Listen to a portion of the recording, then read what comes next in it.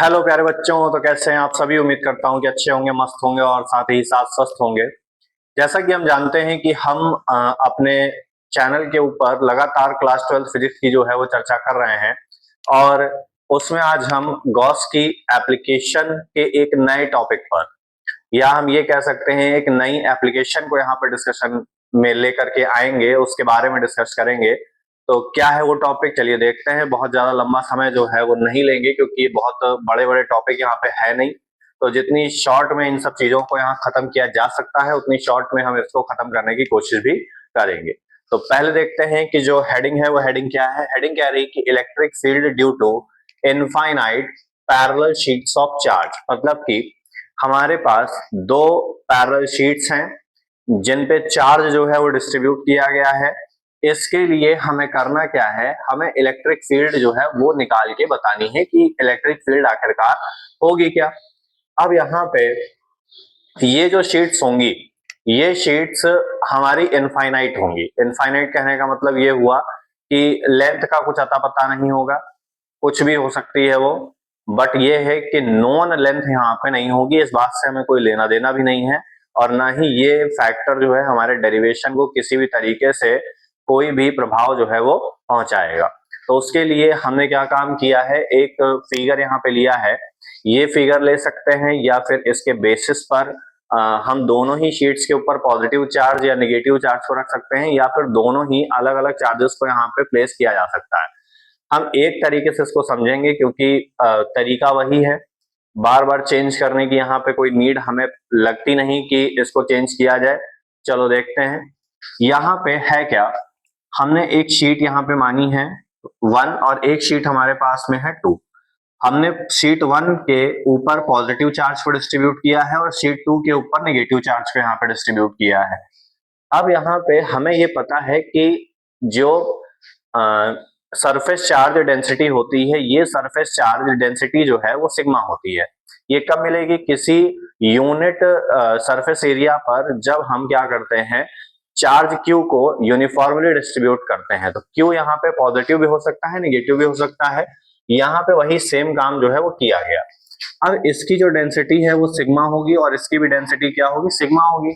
Plain plate है तो जाहिर सी बात है कि सेम यहाँ पे डेंसिटी हो सकती है। अगर अलग अलग लेना चाहें तब भी हम अलग अलग उसको ले सकते हैं।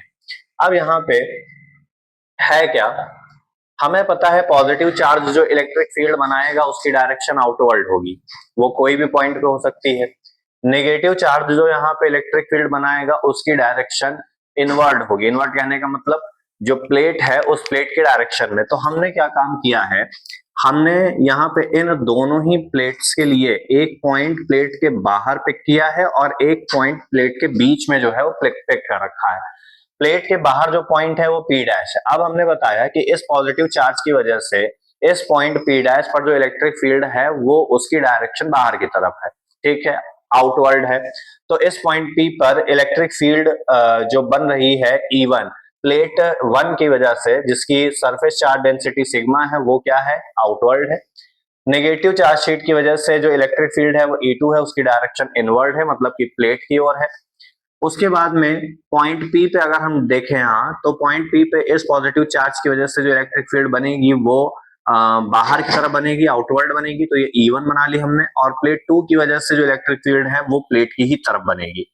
तो अब हमें ये देखना है इन दोनों प्लेट्स की वजह से जो P और P डैश हमारे पास जो पॉइंट है इन पे इलेक्ट्रिक फील्ड आखिरकार है क्या।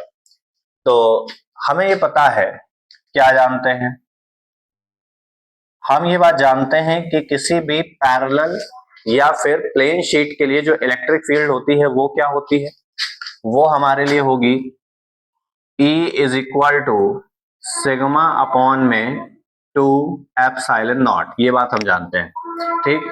अब अगर हम पहले मिडिल की बात कर लेते हैं, ठीक, तो यहां पे लिखेंगे इलेक्ट्रिक फील्ड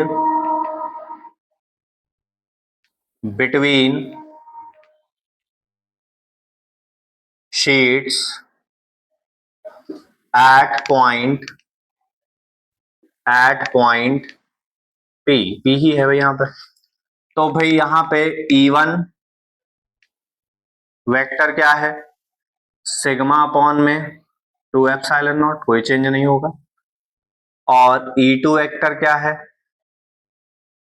ये भी हमारे पास में सिग्मा अपॉन में 2 एप्सिलॉन नॉट, ये बन जाएगा। अब E1 जो है वो हमारी प्लेट 1 से दूर है, ठीक है। इसको थोड़ा सा आइडेंटिफाई भी हम यहाँ पे कर लेते हैं, इसको लिख लेते हैं अवे फ्रॉम 1, प्लेट 1 से दूर है।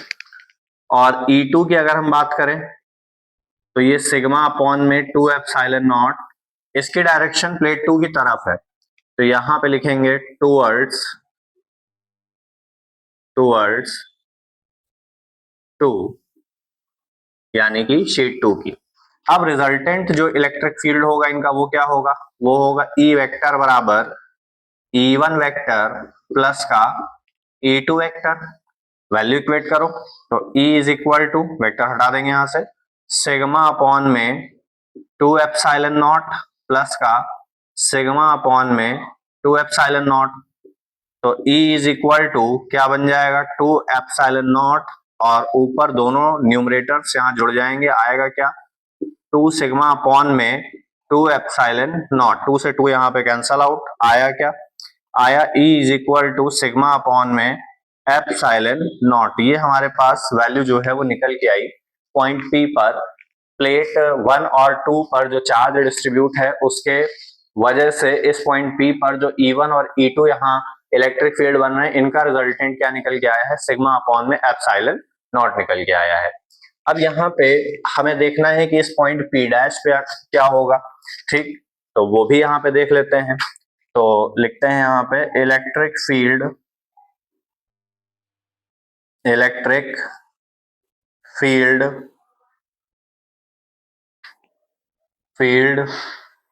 एट पॉइंट P डैश, ठीक है, ये देखते हैं। अब यहाँ पे फिर देखिए कि दोनों यहाँ पे जो E1 और E2 हैं, फिर से E1 वेक्टर हमारा क्या है, सिग्मा अपॉन में 2 एप्सिलॉन नॉट, क्या है, away from plate 1, away from 1, एक से दूर है। और E2 वेक्टर क्या है, E2 vector is equal to sigma upon में 2 एप्सिलॉन नॉट, तो ये क्या है, टूवर्ड्स